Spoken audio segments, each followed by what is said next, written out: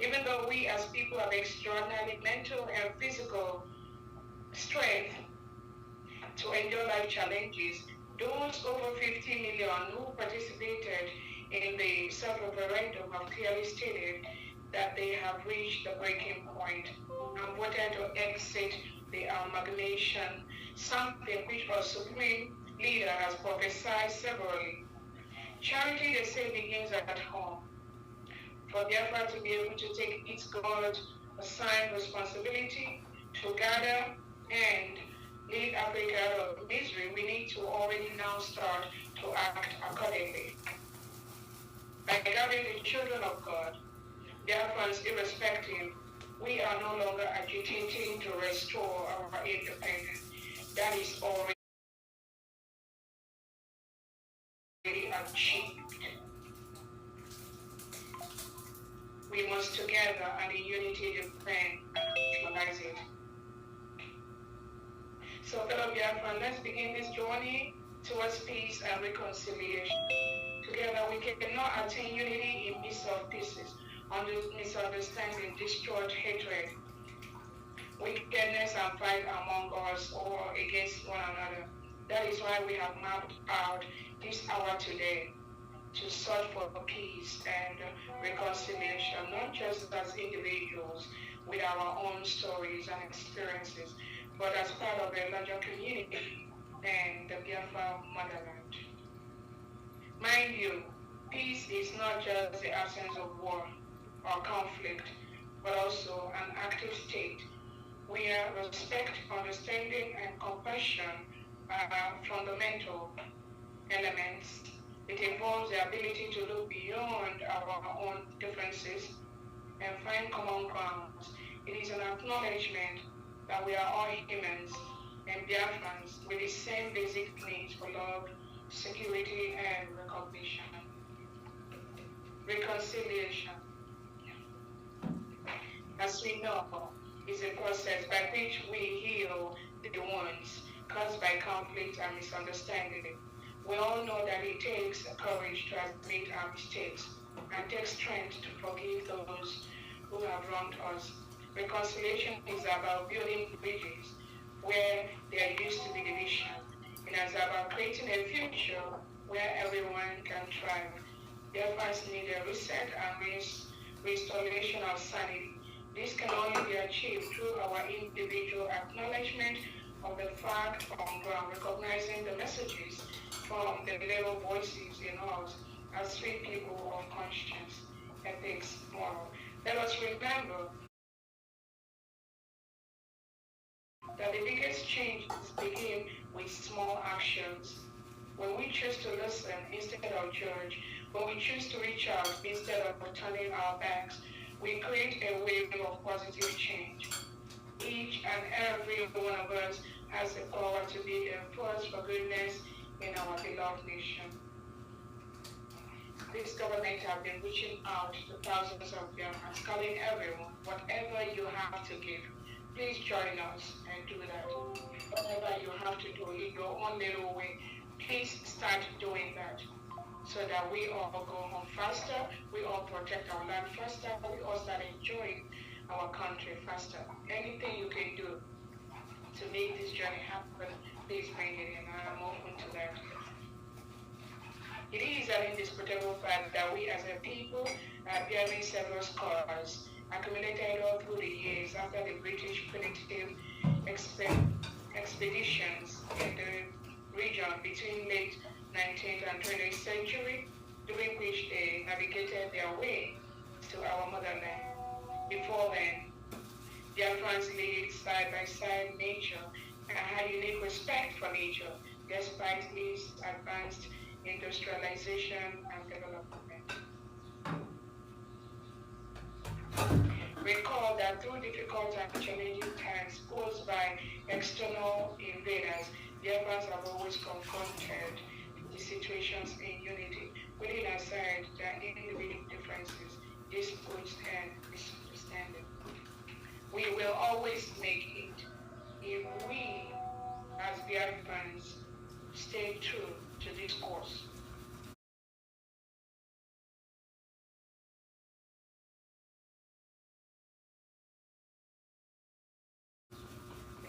true to the cause. But be not deceived. Nigeria will not let go easily. They will use Biafrans, plant them at what you are doing to distract you. As a Biafran, your job is to immediately recognize these individuals and ensure that they don't succeed in what they're doing. We welcome everyone. We are open to everyone, but we're also mindful of the danger that Nigerian government poses to Biafrans and to the world. That danger they pose, they show it in different formats. But the most important they use is to use fellow Biafrans to disrupt our independence. We're not going to allow them this time. No, we're not. It's a promise.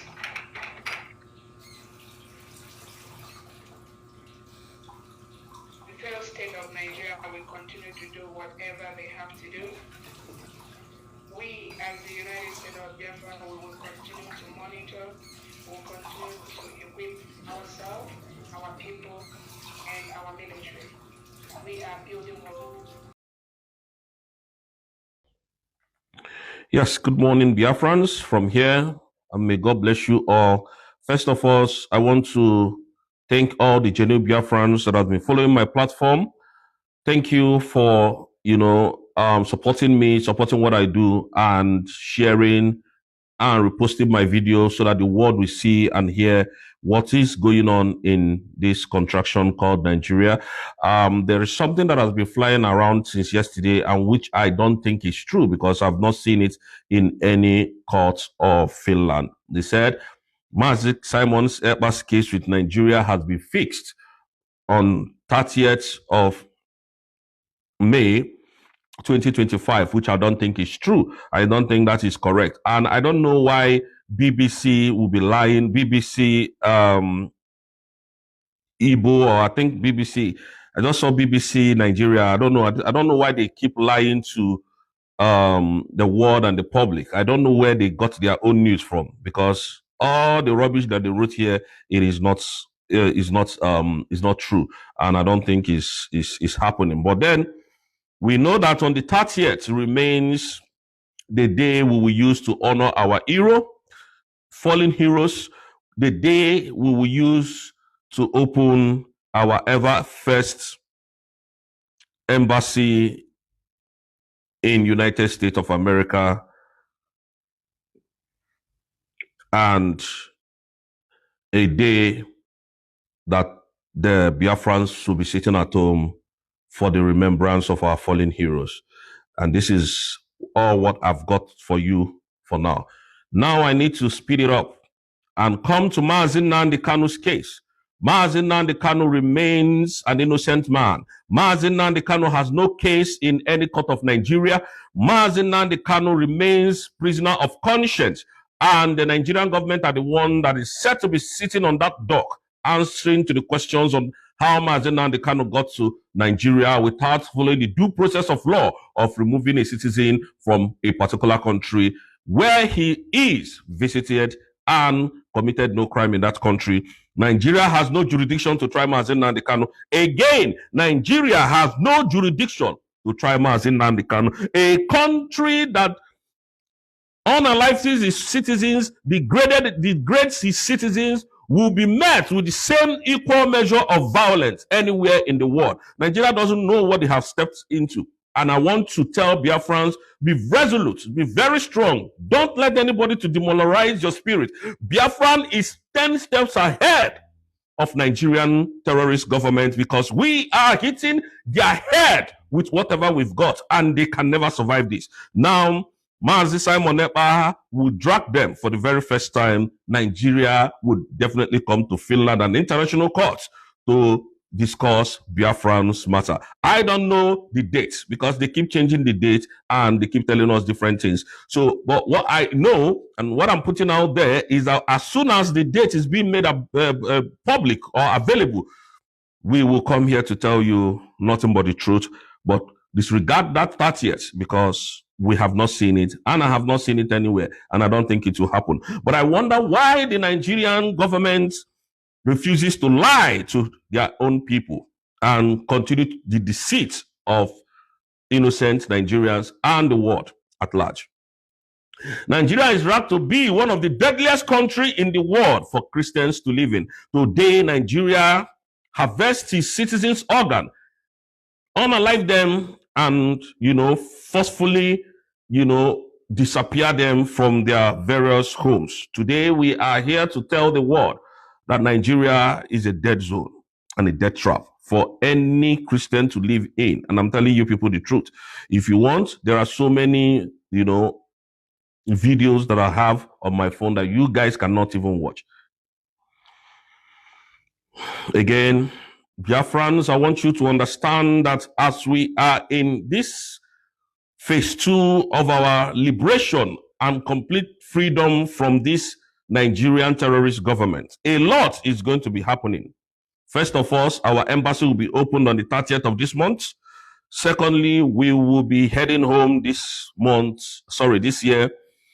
And thirdly, Mazi Simon Ekpa, I don't know, but will be released as soon as this whole thing is over, because Nigeria has no case against him.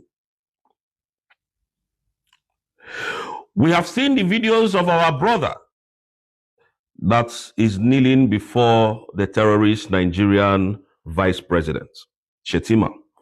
This is the same Shetima that said he's going to deal with Igbos. They are going to deal with Igbos, and this is where our brother goes to kneel before them. It is very shameful indeed. Very, very, absolutely shameful. These are the people, when you talk about Biafra, they don't care. These are the people, when you discuss anything about Biafra, they don't want to get associated with it. These are the people, they don't want to hear Biafra because of their businesses, why they go to the northern region to kneel to this terrorist government. May God help Biafrans.